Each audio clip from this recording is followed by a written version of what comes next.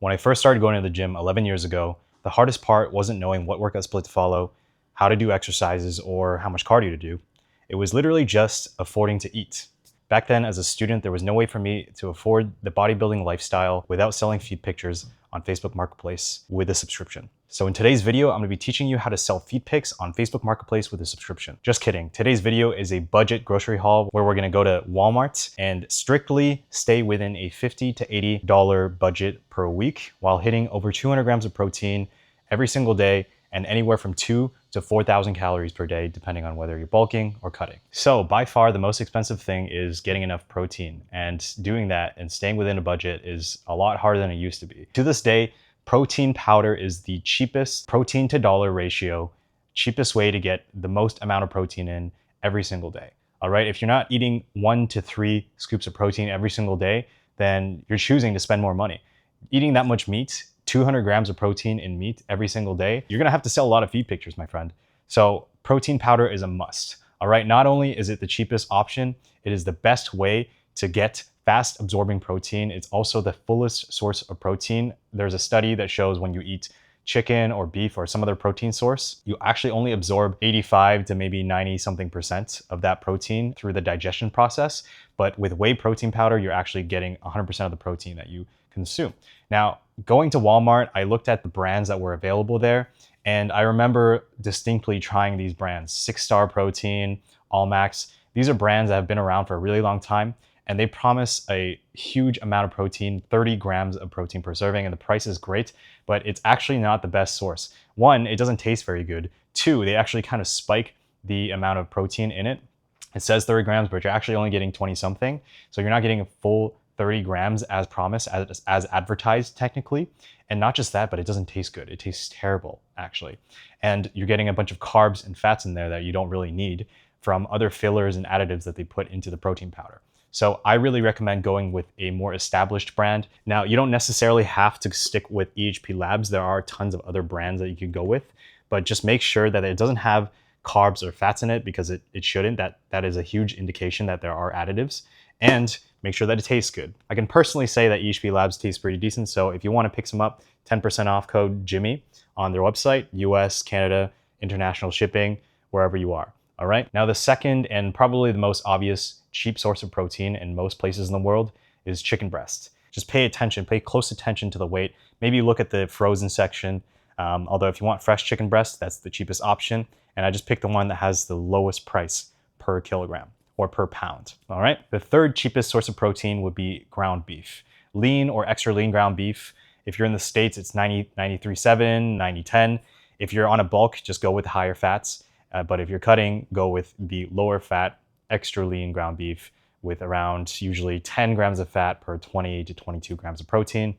But if you are really, really trying to penny pinch, just buy the fatter ground beef and run it through hot water. I had a friend that used to literally boil his ground beef and then season it after.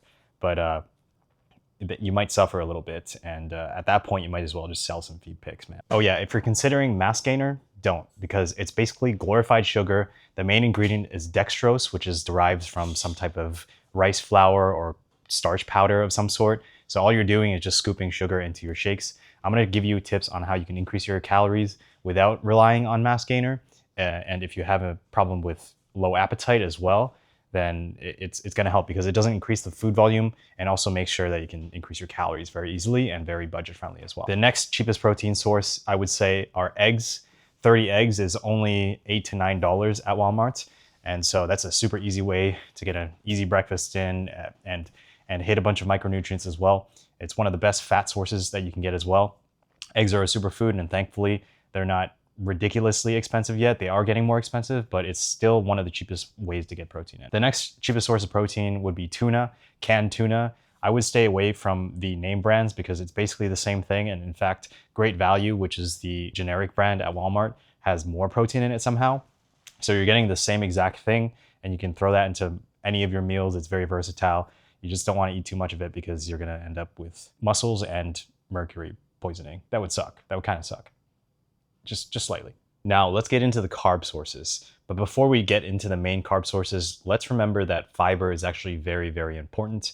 And if you're trying to save money, you shouldn't be neglecting fiber. It's debatably equally as important as your protein intake, because if you eat a bunch of protein and it's super hard on your kidneys and you're not eating enough fiber, well, you're going to have a rough time in the bathroom and your nutrient absorption isn't going to be as good. So the best and most budget-friendly way to increase your fiber intake while also contributing to your protein intake is actually adding lentils or kidney beans or black beans, any sort of bean to your diet. Usually mixing that with a carb source like rice is very easy to do and very simple to do. So that's my go-to. That was my go-to back when I was a student. Next, you might be wondering, how do I keep my calories high? How do I increase my calories without relying on trenbolone? So the easiest way to do that is with peanut butter, natural peanut butter. Again, stay away from the name brands. You don't really need to stick with craft peanut butter. You can just get the generic stuff.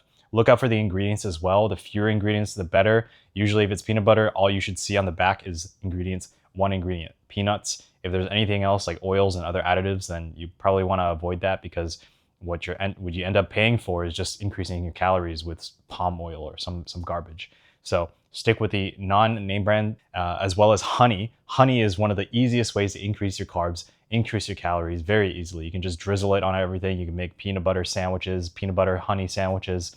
Super easy, and it's also good for you.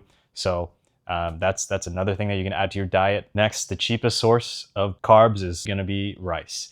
Rice and pasta. Those are the two highest carb and easiest, simplest things you can add to any bodybuilding diet, and a staple for pretty much everyone, no matter what culture you're from. Now, of course, if you are cooking, you need oil. You need to butter up the pan, or else it's going to stick. Whatever it is you're cooking, you're going to need cooking oil. And I recommend coconut oil, olive oil, or if you're on a cut, go with a spray oil, because you don't want to add additional calories to your diet. Unless you're Diddy, oil is the first thing you should avoid on a cut, so definitely go with the spray oils.